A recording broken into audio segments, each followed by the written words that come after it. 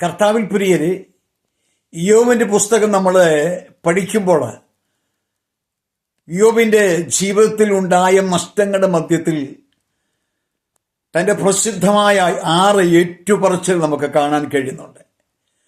1-ാം അധ്യായം 1-ന്റെ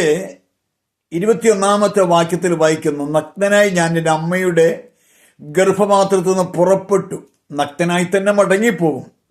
യഹോവ തന്നു, യഹോവ എടുത്തു, അവന്റെ നാമം വാഴ്ത്തപ്പെടുമാറാകട്ടെ.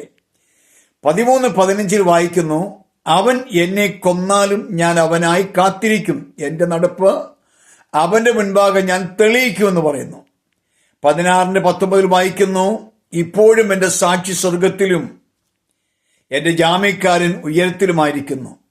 19-25-26 വായിക്കുന്നുണ്ട്, എന്നെ വീണ്ടെടുക്കുന്നവൻ ജീവിച്ചിരിക്കുന്നു എന്നും എൻ്റെ ത്വക്ക് ഇങ്ങനെ നശിച്ച ശേഷം ഞാൻ ദേഹസഹിതനായി അവനെ കാണുമെന്നും പറയുന്നുണ്ട്. 42-2 വായിക്കുന്നു, നിനക്ക് സകലതും കഴിയുമെന്നും നിന്റെ ഉദ്ദേശമൊന്നും അസാധ്യമല്ല എന്നും ഞാൻ അറിയുന്നു. 42-5 വായിക്കുന്നു, നിന്നെക്കുറിച്ച് ഒരു കേൾവി മാത്രമേ ഞാൻ കേട്ടിരുന്നുള്ളൂ, ഇപ്പോഴോ എൻ്റെ കണ്ണാൽ ഞാൻ നിന്നെ കാണുന്നു. എപ്പോഴാണെന്നറിയാം ഇതെല്ലാം?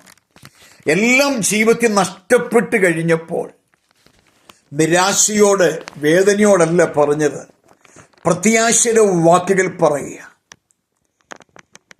കർത്താവേ, നിന്നെ ഒരു കേൾവി മാത്രമേ ഞാൻ കേട്ടിരുന്നുള്ളൂ നിന്നെക്കുറിച്ച്, ഇപ്പോൾ എൻ്റെ സ്വന്തം കണ്ണാൽ ഞാൻ കണ്ടിരിക്കുന്നു.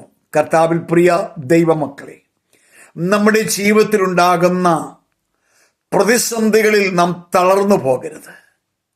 നമുക്ക് വേണ്ടി ഇറങ്ങി പ്രവർത്തിക്കുന്ന ഒരു ദൈവമുണ്ട്. ആ കർത്താവ് നിങ്ങളെ അനുഗ്രഹിക്കട്ടെ.